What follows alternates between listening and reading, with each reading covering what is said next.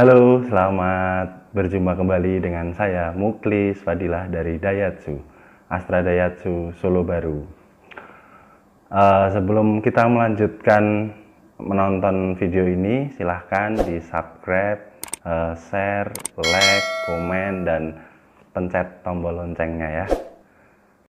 Dari kemarin banyak sekali pertanyaan dari customer saya melalui WhatsApp atau melalui pesan direct message di Instagram, juga Messenger di Facebook, yang menanyakan apa saja sih persyaratan untuk pengajuan kredit. Jadi begini, nanti saya jelaskan satu persatu ya. Untuk persyaratan pengajuan kredit mobil itu kita bagi menjadi dua. Yang pertama untuk yang penghasilannya atau mata pencahariannya adalah karyawan. Terus yang kedua itu mata pencarian atau penghasilannya adalah wirausaha. Saya akan menjelaskan yang pertama terlebih dahulu, yaitu untuk yang mata pencahariannya karyawan. Apa saja sih untuk syaratnya? Berikut untuk syaratnya ya. Satu, itu KTP suami istri. Untuk apa KTP itu dan KTP suami istri digunakan? Yaitu untuk mengidentifikasi gimana untuk perjalanan dari BI checking customer tersebut. Nanti kan kita bisa lihat di data riwayatnya di perbankan, apakah pernah ada keterlambatan atau ada macet kredit atau tidak gitu. Terus yang kedua adalah KK. KK juga sama fungsinya untuk melihat track record perbankan nasabah tersebut. Kemudian NPWP sudah pasti ya. Untuk NPWP hubungannya dengan pajak, perpajakan. Yang ketiga adalah surat keterangan kerja.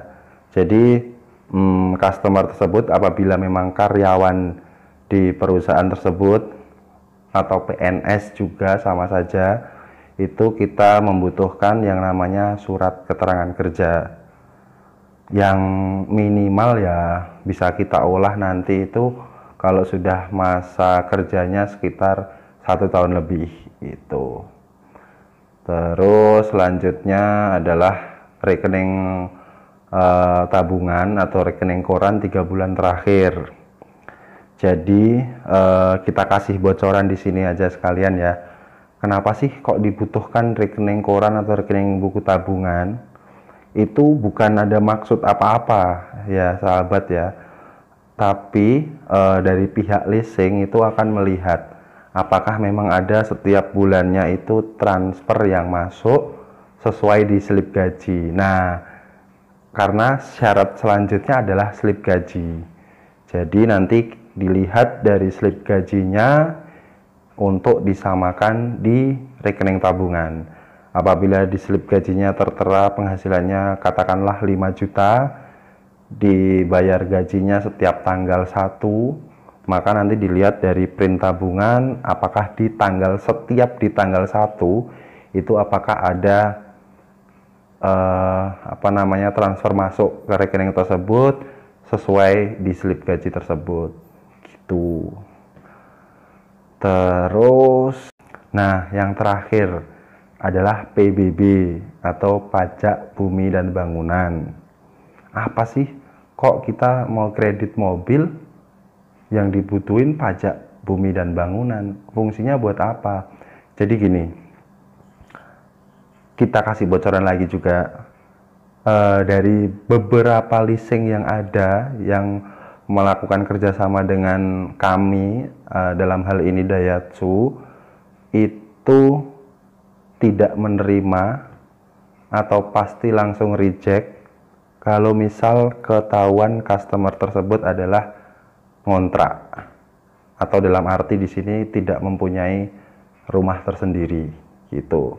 Nah, fungsinya PBB adalah untuk memastikan bahwa customer tersebut mempunyai rumah sendiri atau rumah warisan dari orang tua. Kalau misal ini banyak sekali kasus ya, PBB-nya masih atas nama pemilik tanah atau pemilik rumah sebelumnya. Jadi ada customer memang udah beli rumah, tapi untuk PBB-nya masih atas nama pemilik sebelumnya. Itu tidak masalah. Yang penting ada, dan nanti kalau bisa lebih kuatnya lagi ditambah untuk foto sertifikatnya gitu. Jadi kalau misal saya atau teman-teman yang lain, sales yang lain meminta persyaratan seperti itu, jangan dianggap yang neko-neko, tapi itulah memang prosedur yang harus dijalani oleh pihak leasing penyedia pembiayaan gitu. Nah, sekarang kita masuk yang kedua, yaitu untuk wirausaha. Untuk di segmen wirausaha, persyaratannya hampir sama. Cuma di sini ada dua perbedaan. Kalau tadi di pihak karyawan itu membutuhkan surat keterangan kerja, kalau di wirausaha kita membutuhkan yang namanya SIUP, TDP, atau SKU, minimal SKU. SKU adalah surat keterangan usaha yang dikeluarkan dari pihak kelurahan atau desa gitu. Tapi kalau misal pengen lebih kuatnya lagi, itu bisa menggunakan TDP atau SIUP. Kemudian yang perbedaan yang kedua, kalau di pihak karyawan kita membutuhkan yang namanya slip gaji, tapi kalau di wirausaha kita membutuhkan yang namanya rincian usaha selama 3 bulan terakhir juga. Terus ada juga nih banyak yang tanya ke saya, Mas, apa sih Mas rincian usaha itu? Gimana sih Mas caranya bikin? Soalnya kalau saya dapat ya udah dikantongin tadi untung berapa, tinggal di sisanya, berarti itu maksud saya tadi belanjanya habis berapa, sekarang duit dapat berapa, yang belanjanya disisihkan, berarti sisanya untung. Cuma gitu sih Mas tiap hari, banyak kan kayak gitu customer ya. Maksudnya yang di segmen menengah ke bawah kayak warung kelontong, terus namanya rumah makan, itu biasanya kayak gitu, dia nggak bikin rincian usahanya. Beda kalau usaha yang udah maju, yang udah banyak karyawan, pasti dia tanpa kita minta pun dia pasti sudah ada yang namanya rincian usaha. Untuk lebih mudahnya kita bikin rincian usaha, cukup kalau bahasa Jawanya itu reng-rengan. Jadi hari ini modal berapa, katakanlah modal untuk belanja itu 100.000. Kemudian dari hasil penjualan hari ini dapat berapa, katakanlah 250.000. Nanti ditulis pendapat modal 100.000, terus pemasukan hari ini 250.000, untung berarti untungnya 150.000 gitu kan.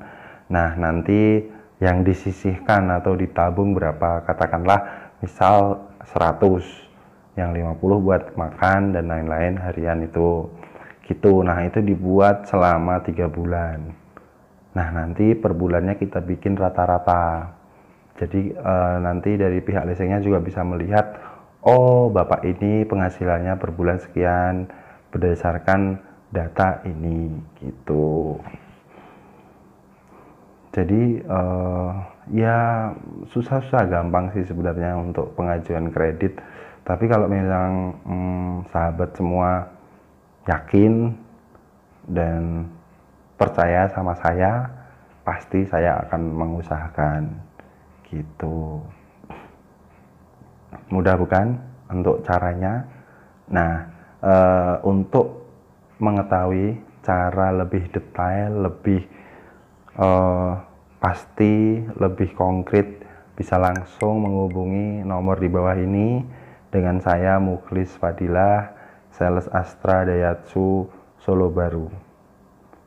Nanti bisa Anda untuk minta simulasi kredit, diskon dan promo yang ada pada saat ini, bulan ini apa. Terus misal Anda mau test drive juga kita layani. Ya, di Astra Daihatsu Solo Baru kita melayani tidak hanya untuk kredit, tapi untuk cash kita juga melayani, kita berikan pelayanan yang sama, tidak ada yang kami beda-bedakan. Gitu. Ya, sekian video dari saya, mudah-mudahan bisa bermanfaat bagi kalian yang pengen pengajuan kredit mobil. Mudah-mudahan bisa menjadikan sedikit pengetahuan agar untuk mempersiapkan segala sesuatunya. Dan kalau sudah siap, silahkan hubungi nomor ini, kita langsung akan memproses kendaraan baru Anda. Terima kasih. Assalamualaikum warahmatullahi wabarakatuh.